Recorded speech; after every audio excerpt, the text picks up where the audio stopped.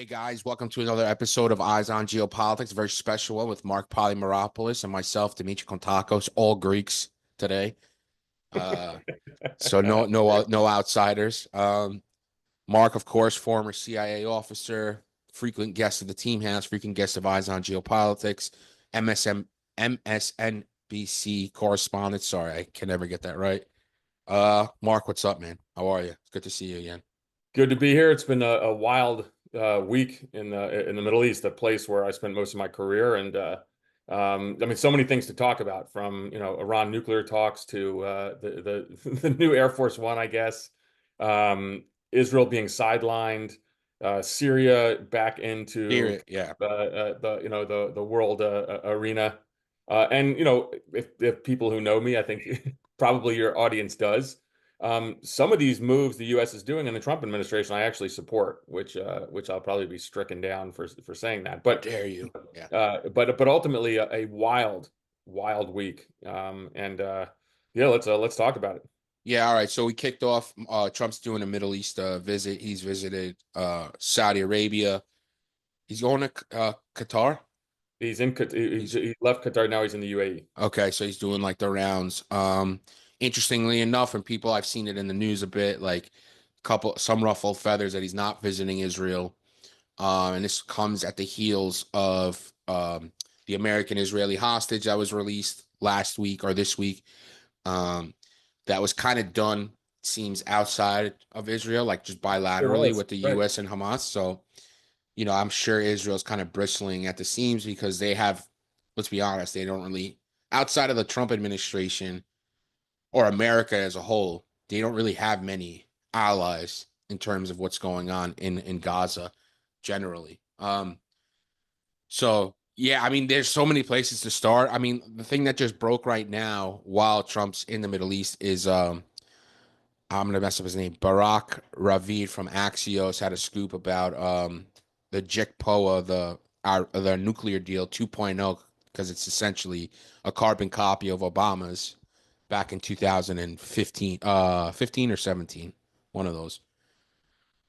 So there's been a lot of talk. We've had Mick's been on. He's been talking about it too. Like at some point, the Trump administration was going to have to give up some ground in terms of whether it's enrichment or whatever, whatever the deal points were to get an actual deal. And I'm sure it's not sitting great with Israel. Right. So Mark? this thing is so interesting because you have to remember, Republican foreign policy orthodoxy was that the JCPOA, Obama's agreement with Iran, that was, the worst deal in U.S. diplomatic history. Republicans on the Hill, both the House and the Senate, every Republican presidential candidate, and of course, even President Trump, railed against the deal, and Trump then pulled us out of it.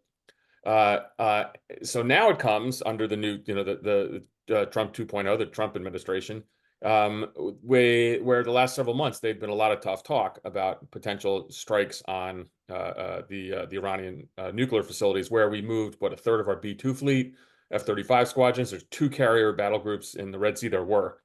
And so it looked like we were gearing up for a strike, and the Israelis, of course, believe this is something seriously to consider because Iran has been so weakened. The Iranian air defenses, I think their S-400 systems, were disabled, were greatly degraded from previous Israeli strikes, and of course Hezbollah, which is the Iranian proxy, which in essence was an aircraft carrier sitting on Israel's border, that has been degraded as well. So the time was right to take a shot at the Iranian nuclear program, which is an existential threat to Israel. But then all of a sudden, we have to remember that Donald Trump, during the campaign, and the MAGA base really was very vocal about no more Middle East wars, no more never-ending wars.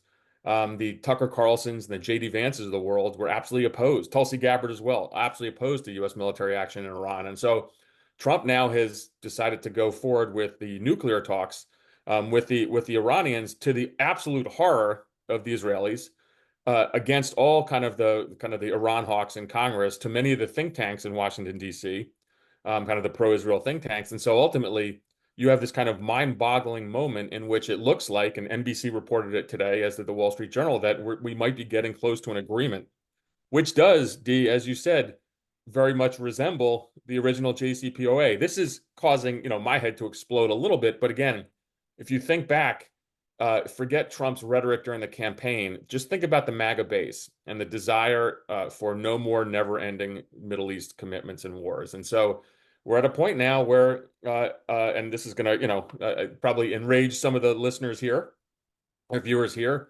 And certainly I said it the other day, I think on social media. I don't know if I did it on MSNBC hit, but Trump's kind of following the Biden foreign policy when it comes to Iran. Sure. Uh, Pretty extraordinary. My friends in Israel and the Israeli intelligence community, their heads are about to explode. I think, again, some of the pro-Israel folks in Congress are on suicide watch right now Yeah, I because, could just imagine what's going on in Lindsey Graham's office. I Fucking. mean, but you know what? Trump, I think, is not only, so again, I think he wants a Nobel Prize. He thinks this is, that this is what he craves the most. And it's interesting. He does have the ability to go against many people in his orbit, although not, of course, the MAGA base. And so we'll see. The question will be, will the Republicans rally around? I mean, it's going to be funny. So there's two parts of this, D. One is the substance of it. Should we actually commit to a strike on the Iranian facilities or do a deal? And Yeah. we can debate that all day. The other is the hypocrisy on the Republican side, which I find I want to pop, popcorn and crack a beer open because it's such utter bullshit. If any Republican is going Right. to back this diplomatic agreement, because it is a Obama/Biden policy. Yeah. Um, in my view, I'm actually one of the Iran hawks. I can't remember where Mick Mulroy is in this too, but I think this would be a good time to take a shot at the Iranian nuclear program, because I think this is not only an existential threat to Israel, but also to the United States as well. You got to remember that the Iranians have been responsible for the deaths of numerous Americans, and we're trying to kill former Trump administration officials and Trump himself. Yet he's Yeah. going to sign a deal. So really kind of head spinning stuff going on when it comes to this. And I find it hard sometimes as a commentator to separate that. I want to point out the hypocrisy all the time Sure. of the Republican on this with actually, then let's debate the merits of should there be a nuclear deal or not. I've been a hawk all the time. I think that we should consider a strike. It should be a joint U.S. Israeli strike. But let me tell you, that's off the table now. So the Israelis just have to consider, they're going to take a crack at it on their own, risk infuriating Trump, or just deal with a bad situation like they did under the Obama administration. But pretty amazing change of events. Yeah, I'm gonna be honest. I disagree with you in terms of like let's smoke Iran because number one, what does it really do? Even if we hit him with our big boy bunker busters, like the whatever the MOP 57, the GBU 57, like they said, like it probably only bring back the program 3 to 6 months, right? And Israel kind of needs us because they don't have that. Um, if they could make it like perfect scenario for me would be like in the deal, there's some kind of language for proxy forces that can be monitored, and like that'll be a step up from the first agreement. Um, I don't know about like what's bombing Iran going to do for us. Well, it's not, I mean, it's hitting the nuclear Strikes facilities. hitting. It's I'm not, sorry. Yeah. we're not going to war with Iran. It would be kind of very pinpointed strikes. But you raise a good point, is there's other parts of what a deal could include, which would be the Iranian support to their proxy forces Right. all over the region, Iranian missile production. In the reporting that I've seen, I don't know if that's included again, which is going to Yeah. make one's kind of head explode if I didn't see it you're an either. Iran hawk. I think that ultimately Trump wants a deal enough in which he's going to agree to something which is going to look very similar to Right. the And he's original going to take agreement. credit and say it's way better, and he did it And the himself. Democrats are going to have the Democrat, so he's going to get some Democratic support for this too. The irony, of course, is that this is the Democratic Party would have supported a President Kamala Harris, for example, if she had gone down this road. Hey guys, it's Jack. I just want to talk to you for a moment about how you can support the show if you've been watching it, enjoying it, but you'd like to get a little bit more involved and help us continue to do this. You can check out our Patreon. It is patreon.com/theteamhouse. And for $5 a month, you can get access to all of these episodes of The Team House ad-free. The same goes with our affiliated podcast, Eyes On, with Andy Milburn, Jason Lyons, Mick Mulroy. That one, you will also get all of those episodes ad-free. And you support the channel and the show, and we really appreciate it. The Patreon members are literally what has helped this company, this small business survive, especially during our early years. And you are what continues to help this thing going, even as we navigate the turbulent world of YouTube advertising. So we really appreciate all of you guys. There's going to be a link down in the description to that Patreon page. And there is also going to be a link to our new merch shop. So if you guys want to go and get some Team House merchandise, we got stickers and we also have patches. And I should mention, if you sign up for Patreon at $10 a month, we will mail you this patch as well. So we really appreciate that. But they're also for sale on the merch shop. And additionally, they got t-shirts up there, water bottles, a tote bag, coffee mugs, all that good stuff. So please go and check them out and support the show. We really appreciate it, guys. Thank you. So it's really Yeah, but you think Republicans would? No, so yeah, right. Impossible. No I shot. mean, it would be Armageddon right now, and you have Netanyahu, addressing Congress again, screaming about a nuclear deal. So this really throws everything up in the air. But you also have to think about what's happened. For example, now let's turn to Yemen. General Kurilla, the head of Central Command, laid out about a 10-month plan to severely degrade and perhaps just try to destroy the Houthis. And after a month, Trump got bored. Because we burned through $1 billion of ordnance, we lost 3 F-18s and a whole bunch of MQ-9 Reapers.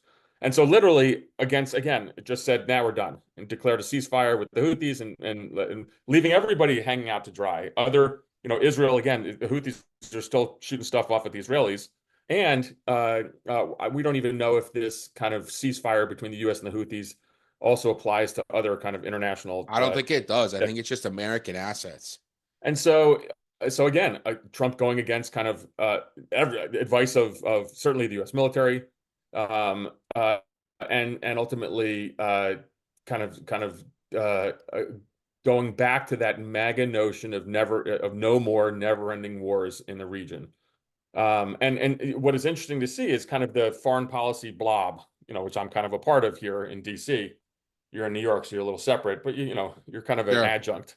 Up there in Brooklyn or Queens. But ultimately, people are, so as literally CENTCOM on their social media and everybody was saying, this is a campaign against the homicidal Houthi terrorists. Now we just pack up and leave. Okay, we're done.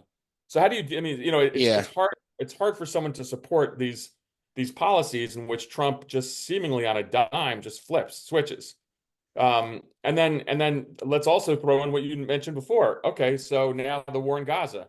Well, Trump seems to be getting sick of Bibi Netanyahu, the Israeli prime minister. Somehow someone has gotten to him finally with the notion about the horrific humanitarian conditions there, which is actually a fact. I mean, there's a strange kind of current in Washington that kind of defends the Israeli behavior there, which is indefensible in terms of civilian casualties. I think they've gone way overboard. I've been a friend of Israel my whole career. Work closely with them, but the idea of killing 50,000 Palestinians is a bit extreme. Yeah. And then ultimately the not solving the Gaza issue. Well, Trump is now annoyed. We had 5 American hostages. That presumably one has just been the one living one has been released, but we did it by going behind the Israelis' back. The Israelis found out about it from their own intel collection, and so they're furious about that too. Again, because I think what Trump sees dangling in front of him, the way to describe Trump now is he's doing some of the right things for all the wrong reasons. It's not because of love of the Palestinians. Right. I think he wants a Nobel Prize. And I would agree with you. Again, so some daylight there. And then the final piece is on Syria, on normalization, a country which I know really well. I lived there, I served there. There was a huge argument to be made that we have to re-engage with Syria to drop these sanctions. These were third-party sanctions. So ultimately, the U.S. by doing this will allow Syria to reintegrate into the kind of the global financial system, with aid, reconstruction coming in. Right now, 90% of Syrians live below the poverty line. Damascus has about an hour of electricity every day. And if you want to ensure Syria become another state sponsor of terrorism, another safe haven, you do this. You let them become a failed state. So this is obvious. Right. And I think what I read in the National Review the other day, I do read conservative publications, is that the CIA, my old outfit, was really pushing for engagement. There was people in the National Security Council, Seb Gorka, who's certainly an extremist, I think, was pushing against this, and Trump overruled his own NSC. And on this trip said, I'm giving a favor to Mohammed bin Salman, the Saudi ruler. Sure, we're dropping all sanctions. Again, everyone's head in DC exploded. Yeah. On There this. really wasn't much like lead up to it, right? What? Yeah. And it Holy was shit. also like, oh yeah, I'm gonna meet Al Shara too in And then Saudi he meets Arabia. Shadad. Yeah. Unbelievable. And then he says, Ahmed al-Shada was someone who, I call him Al-Qaeda curious, but he was a member of Hayat Tahrir al-Sham, certainly an Al-Qaeda affiliate, imprisoned by us, released, fought U.S. forces. And Trump on Air Force One the other day, I said something like, yeah, he was a tough guy, a strong I fighter. Like, saw can you that. imagine Joe Biden saying that? No, forget about Um, it, bro. but again, I think it's the right policy. Right. I did it for the wrong reasons, but the right policy. So, and again, that is something the Israelis were not pushing. They were very suspicious. And in fact, there's been incredible Israeli military activity in Yeah. Syria. Which we So, haven't really spoken about much. You see a couple blurbs here and there on Twitter and stuff like that, but it's not really reported that frequently. so again, this maybe I should have said this in the beginning. My theme on this is like a strangely Biden-esque foreign policy. Um, caution in Yemen, re-engaging with Syria, pushing Bibi for a settlement in Gaza, getting a hostage home. By the way, Biden administration threw out there kind of into the wind the notion of direct dialogue with Hamas, and all the Republicans went crazy, so they didn't do it. Yeah. And then finally at JCPOA. So all of a sudden, Trump is pursuing policies which, on every single level, are against traditional, Republican orthodoxy.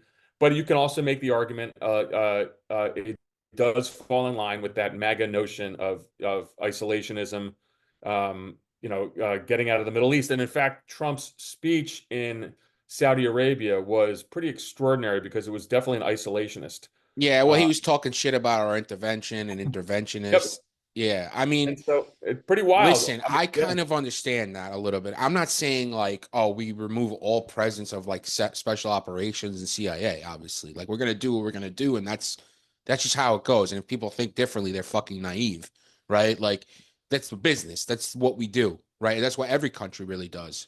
Um, so yeah, but it was pretty hardcore, like anti-interventionist and like foreign wars, which I can kind of get behind, but like I think there's a balance to be struck there that I think we can get to. I hope anyway. I think there's a difference between the rhetoric of that speech and then what he's doing actually in the region, Sure. because you can make an argument that we actually are present. I It's mean, we just, were bombing the Houthis for 51, but some even odd if we, days. but there is engagement. So isolationist means non-engagement. So, but we are Right. engaged. Right. It's just with kind of following the old Democratic playbook. Yeah. So it's fascinating. I think that one of the things, and this is it's worth discussing. I thought we were talking about this morning on MSNBC as well, is for those of us who've been big critics of the Trump administration, you are now faced with some things that he's doing that you actually might support. So you got to Sure. kind of put that aside. So what I have to do is call balls and strikes the way I see it. And when he does something that I think is right, I got to say that. Yeah. You have to dissect why he did that. So again, maybe for the wrong reasons he's doing the right things, but some of these policies, I think are smart. And in particular on Syria and also on Gaza as well. I mean, the war in Gaza's got to end. It's this, Uh, bro. It's like it's it's ridiculous. It's, And I mean, there's bro, it's nobody in my genocide. circle. Let's be real. Like, there's elements of Bibi's government that want to wipe it all out, right?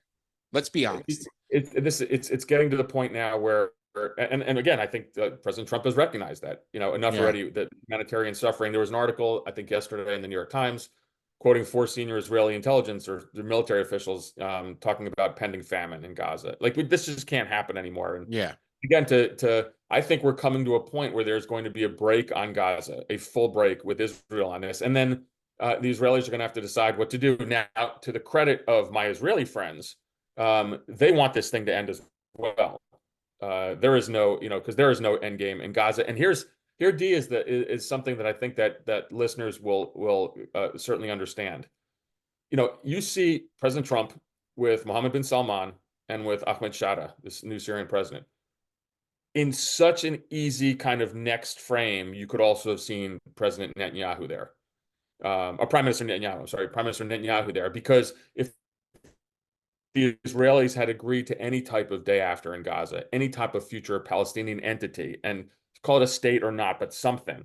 There's so much push for this normalization agreement between Israel and Saudi Arabia, and the Saudis want it. but they need progress in the Palestinian issue. But Netanyahu's intransigence on this, and the crazies on the right who kind of thwart him from doing anything on the Palestinians, he could have been there. And I think that missed opportunity is now dawning on Israelis. If you read the Israeli press, which I certainly do, and I have friends again in the Israeli security establishment, they're looking at this and saying, "Holy shit, we missed out."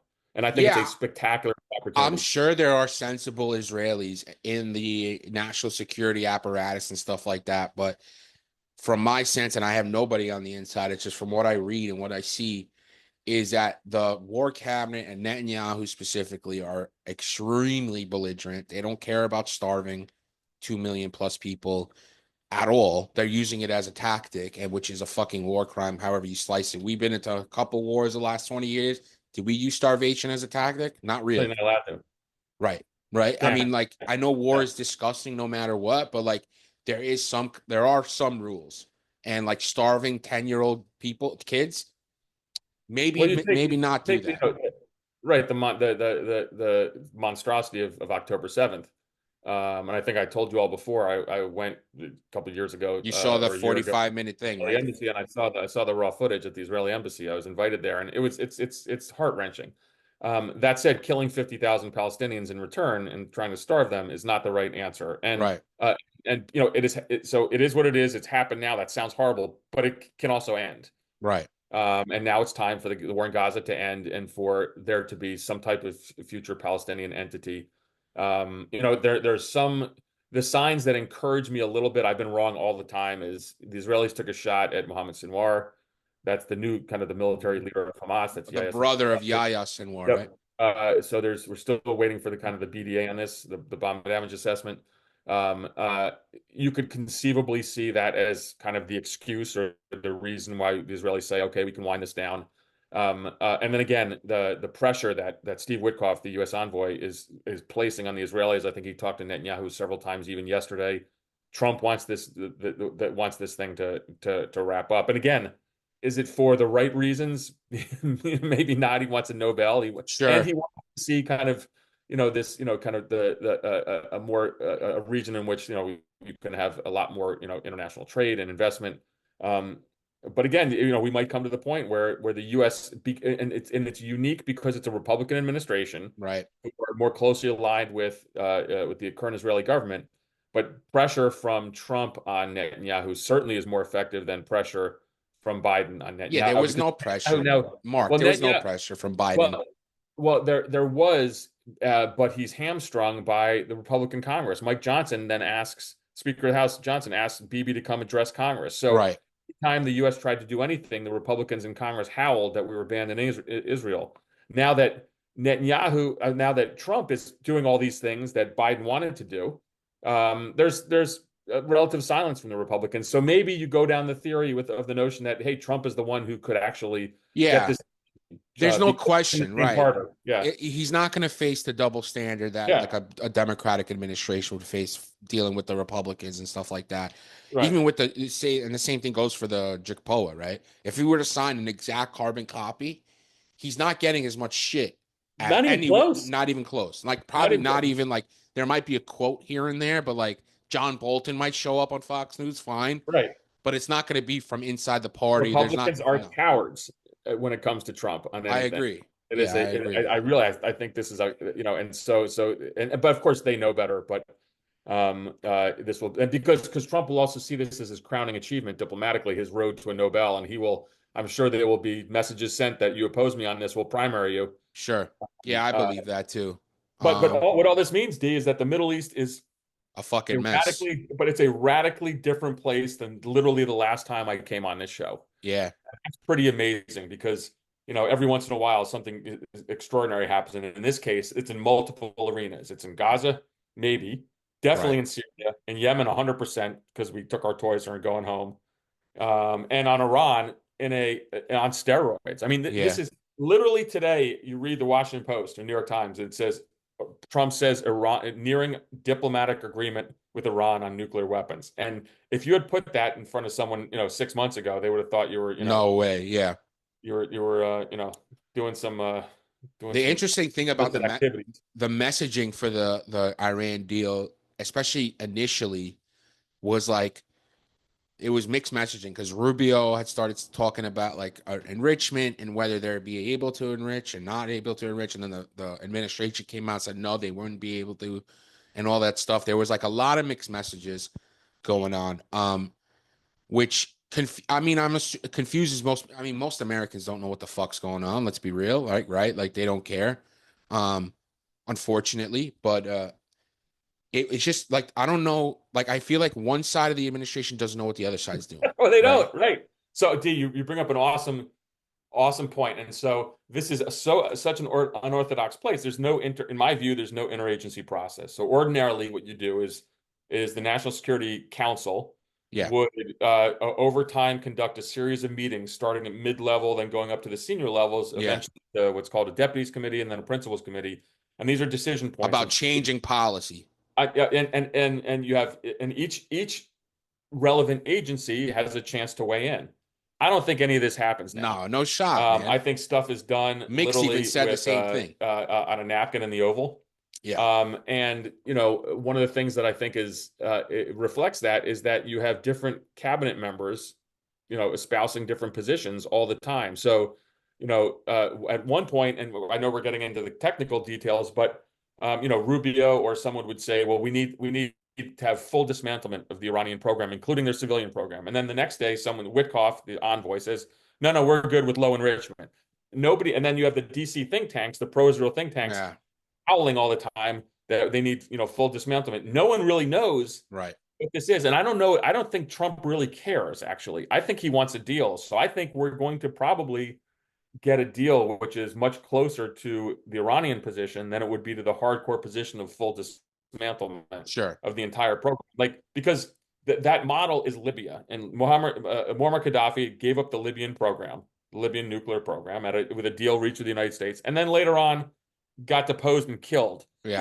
So when you say the Libyan model, another country's like, well, wait a second, I don't want that. That doesn't sound great.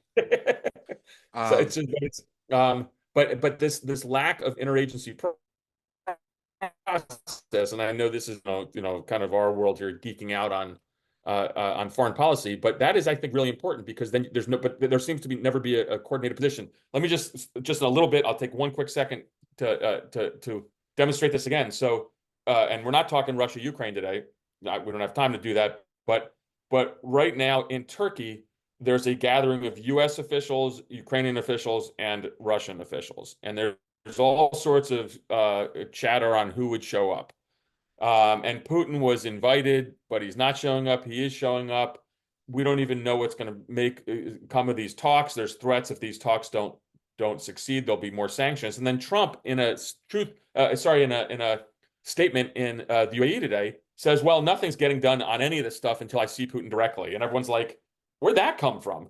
So he just throws everything into disarray once again. And so, again, that's based on very unorthodox decision making. Now, I will say that this craziness, which foreign governments hate, I think we don't like it as well because the U.S. is not reliable or predictable. It probably does lead to some of these wild swings in policy, like Trump literally talking to the Saudi ruler Mohammed bin Salman and says, "Fuck it, we'll relax sanctions," which the NSC, their staff, their heads blew off. So you are able as a king to make these pronouncements when you don't have a process in which your advisors come to in a kind of a concerted policy making positions. And so I think I guess the best. Why do you think Trump is so happy in the Gulf now? He wants to be the emir or the crown or the king. He loves this, and I just kind of wish there was a little bit of. I just wish there was kind of a little bit of like strategy. There's little bit. Yeah, I know. That's like the crazy thing. It's just like every day it might be. And everyone's supposed to fall in line. Right. So hey, we're doing this, fall in line. And everyone's like, what? Our whole policy was to frankly try to entice behavior change with the Syrians based on a slow process of removing sanctions. Nope, they're done. Which was that's what I thought too initially. I'm like, wait, they're removing sanctions that have been around for 40 years or whatever. Shouldn't it be like all of them? Yeah, shouldn't it be like like you said, in increments? Like I don't know if like you should just open the fucking deluge and done. Yep. and because he doesn't care. Yeah, Now I still think it's the right move, but it is kind of funny that there's no process. Now, what this makes is fun for us to talk about. sure. There's really serious stuff on this, but if you're either an ally or an adversary, the U.S. is so wildly unpredictable right now. Right. I think, you literally, as an intelligence officer from a foreign country, cannot make any kind of analytic judgments because Hmm. Trump is so unpredictable and can swing so wildly, maybe based on the last person he talked to. If you're the SDF, are you worried? Well, yeah, particularly because we have, we Trump's kind of close relationship with Turkey and Right. Mr. Erdogan. Now, I think there are kind of pieces of this which perhaps are going to be okay if there can be some kind of rapprochement between the SDF and the Turks. I mean, things are changing in Turkey as well. The Yeah. PKK leader now decided that the armed Yeah. struggle is over. But yeah, I mean, but I mean, that's the perfect. That's what would happen Right. in a policy paper. Right. Right. Right. What happens to the SDF? So Right. Yeah. what happens here and there, and you kind of maneuver around instead of. But now it's like, okay. And by the way, every ally of ours is saying, "What does this mean?" Hold on a Right. second. Yep. Wait. What just happened? And the prime example, of course, being the Israelis. Sure. Listen, I'm gonna be completely honest. I think there needs to be a ceasefire yesterday in Gaza. What's going on is a fucking travesty. And like I've said it before, Israel's really good at like targeted assassination and intelligence. That's the route they should have took with dealing with Hamas in Gaza instead of like just wiping out the whole place. Because what would we say? There was 30, 40,000 Gaza fighters, Hamas fighters in a city of 2.3 million people, right? Like the civilian casualty to a combatant casualty rate is like out of control. It's just and it's sad, man. Like it's a real bummer, and I have no faith in Netanyahu and his war cabinet. I think Netanyahu wants to keep a perpetual war going because he knows he's going to have to face the corruption charges if and when it's Right. over. Good.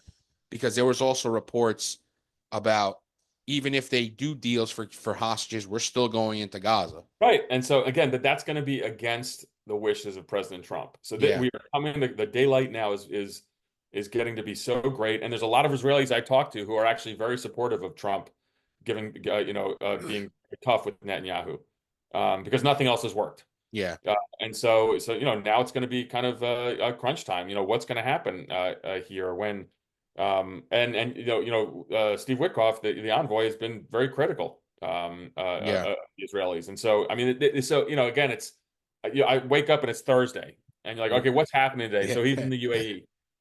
But there's also these meetings going on in Istanbul with Russia, Ukraine. But then you think about, okay, what are the next steps? Particularly with Gaza, because, and again, all this is kind of lost in all this noise. Netanyahu said they would actually start their offensive at the end of Trump's trip to the Middle East. But Trump yeah. said, no, I want a hostage deal and a ceasefire.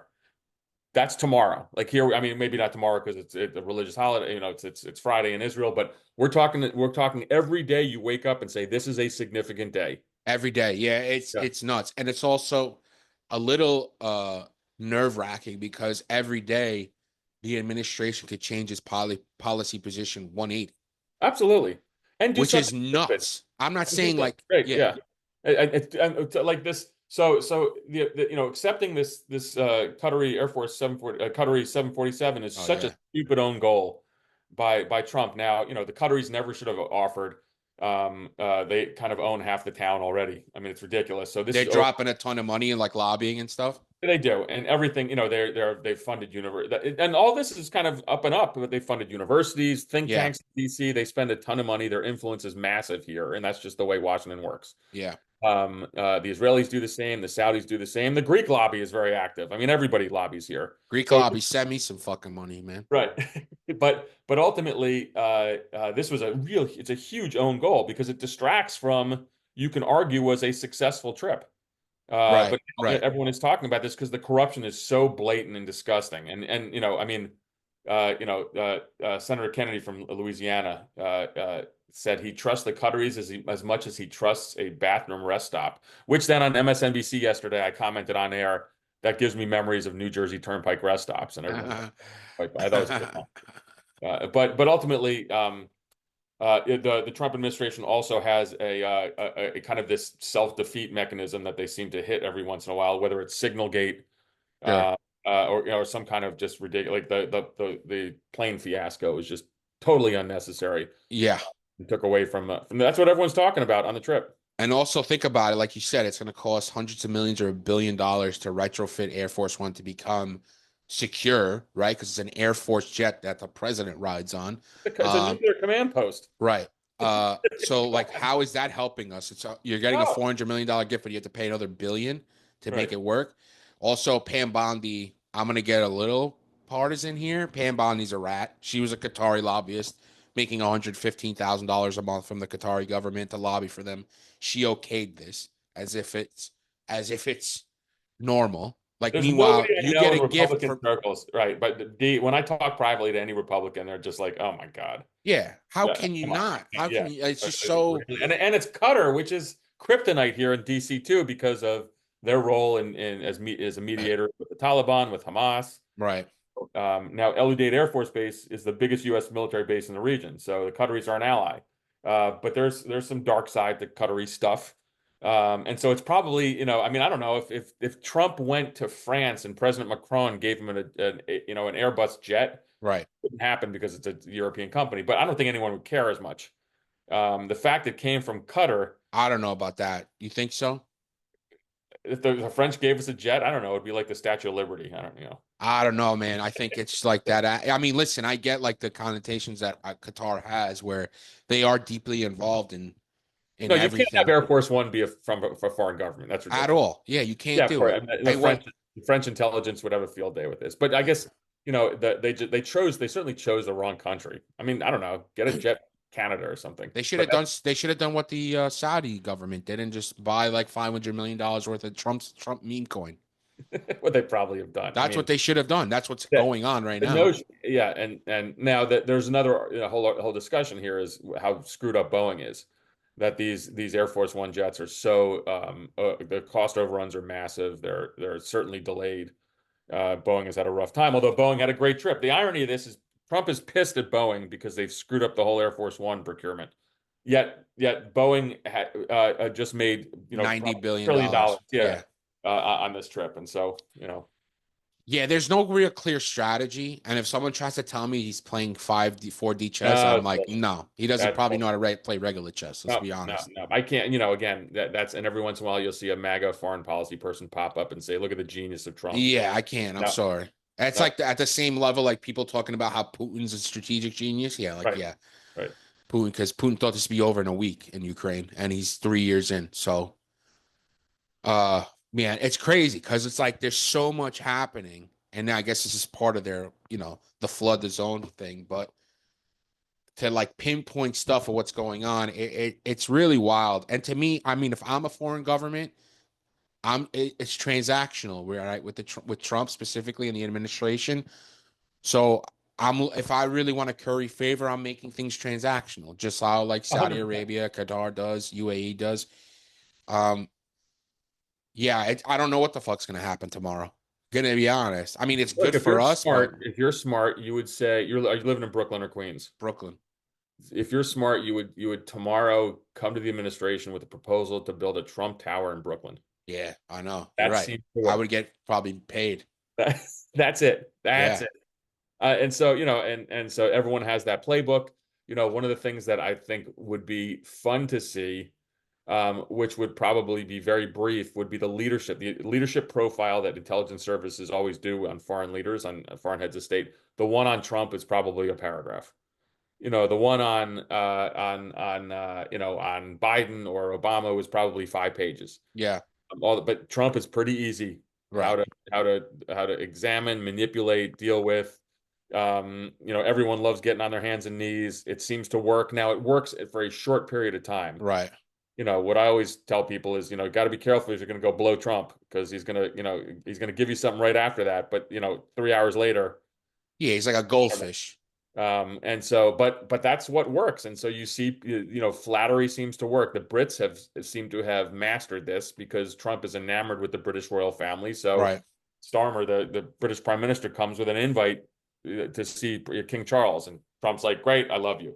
Yeah, I yeah, mean, yeah. there's little pieces like that the Gulf Arabs know that Trump loves pomp and circumstances, is wowed by wealth, and so when he goes there, he sees wealth on steroids. Yeah, yeah. That gets to him. Everybody kind of has that. What is that one key thing that's gonna kind of pique his interest? And so those leadership profiles are probably not that complex. Yeah, it's not super in-depth cited. Yeah, it's just like give him a carrot, give him something shiny, and he'll do almost Loves it. anything you want. Investment, Trump Tower, something. I mean, Ahmed Shada said, "I want to build a Trump Tower in Damascus." Yeah, I saw that. Music. And fact of the matter is, I've lived in Damascus. You could do it. There's a Four Seasons there. Sure. Oh, and so there, it's a magical city. That's the oldest city on the planet. You could think of 1,000 reasons why this could actually happen. Yeah. So, Are you worried at all that this guy's a former jihadi? I mean, sure. I mean, it's a data point, but you also have to understand he's got the Turks, behind him in the sense of as probably a modulating force, but most importantly. It's trust and you don't trust or whatever, trust but verify. Yeah, yeah, yeah. So everyone's watching. Is he going to have an inclusive government? So far, sort of. Is he is he going to kick out the Iranians? He says he's going to. Is he going to kick out the Palestinian rejectionist groups? He says he's going to. Let's see. And so Right. along with there's going to be stumbles along the way. But I guess the opposite is that you can't leave someone like that without in a state of kind of desperation and poverty. Sure. And so this is completely different than the Taliban.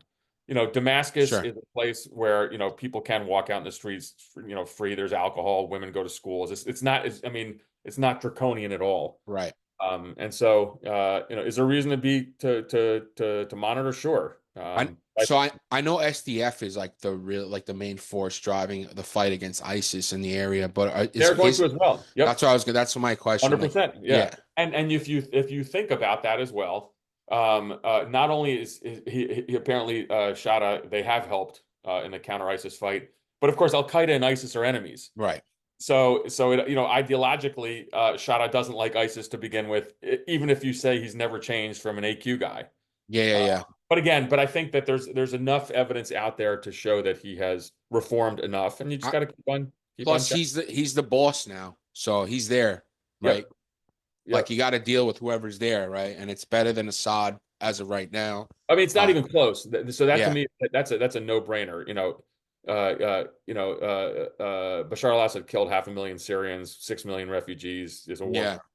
Yeah, Shada might be an old kind of terrorist asshole, but he seems to have reformed enough for us to deal with him. Is Russia angling to get back in there? Yes, that's a key point. So that's another thing is that we're going to want to keep Russia out. Now, that's a big question, but that's another thing that we can monitor. And so that the Russian influence there, that I'm sure is a point of discussion between U.S. and Syrian officials. And of course, the Turks are going to want to keep the Russians out as well. Yeah. Syria is like this fucking place, this menagerie of like mayhem, dude. Who's fighting who? Who's aligned with who? But they're also aligned with this other group. It is unbelievable, man. Yeah. Mark, where can people find you? On Twitter, on Bluesky, everywhere. At M Polymer on Bluesky as well. I don't even know my Bluesky thing, but you can find me on there at M Polymer or something Bluesky. And as I've hinted before, it's the long-awaited debut of a new kind of podcast series I'm involved with is coming at the end of the month. Nice. Oh, good. That's awesome. Overseas based in a friendly country, but I was gonna say not Qatari, right? Oh God, no. But it's gonna be fun, and I will certainly let you all know. And I can still come on as a guest every once in a while. You better come on, man. I'm going to put all the links to Mark in the description. Check him out. Check him out on MSNBC and look out for his new podcast coming out in a few weeks. And again, the big story here not only changes in the Middle East, but I've actually agreed with Trump administration policy. And I hope your listeners notice that because it doesn't happen often. Honestly, so have I. I'm telling you, if he's pushing for a ceasefire in Gaza, I'm in. Yep. If he's also pushing for an Iran nuke deal, however it looks like, I would love some proxy force language in there. I'm in, because I don't think bombing Iranian nuclear facilities is really going to do anything to stop them. If I'm Iran, I would dig deeper and build it even deeper where no one can get it. And then like, hey, I have a nuclear weapon now. What are you guys going to do? Right? Because that's the ultimate regime security, right? Like we talked about with Libya. Um, so yeah, I do agree with some of the stuff. Hopefully tomorrow or next week it doesn't change completely his Probably will. policy. This is Right. fleeting. This is fleeting. Right. Yeah. So guys, stay tuned because every day is a new adventure. And they'll screw something up in Russia, Ukraine too. So anyhow, but D, awesome to see you as always. Keep the faith, and as we've said before, when we have the kind of the Greek mafia that taking over the team house, that's always a good thing. We're already running the CIA. That's right. Right. So, take care, guys. See you later, Mark. Thank you. I'm gonna finish up. Guys, do me a favor. Don't forget to like and subscribe. Check out Mark, of course. His links are in the description. And the best way to support the show is patreon.com/theteamhouse. You get both Eyes On and the Team House ad-free if you join. And yeah, thanks a lot. Mark, thanks again, man. Thanks, bud. See ya. Hey guys, it's Jack. I just want to talk to you for a moment about how you can support the show if you've been watching it, enjoying it, but you'd like to get a little bit more involved and help us continue to do this. You can check out our Patreon. It is patreon.com/theteamhouse. And for $5 a month, you can get access to all of these episodes of the Team House ad-free. The same goes with our affiliated podcast, Eyes On, with Andy Milburn, Jason Lyons, Mick Mulroy. That one, you will also get all of those episodes ad-free. And you support the channel and the show, and we really appreciate it. The Patreon members are literally what has helped this company, this small business survive, especially during our early years.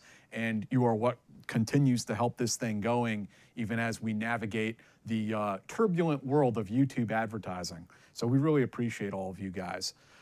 There's going to be a link down in the description to that Patreon page, and there is also going to be a link to our new merch shop. So if you guys want to go and get some Team House merchandise, we got stickers, and we also have patches. And I should mention, if you sign up for Patreon at $10 a month, we will mail you this patch as well.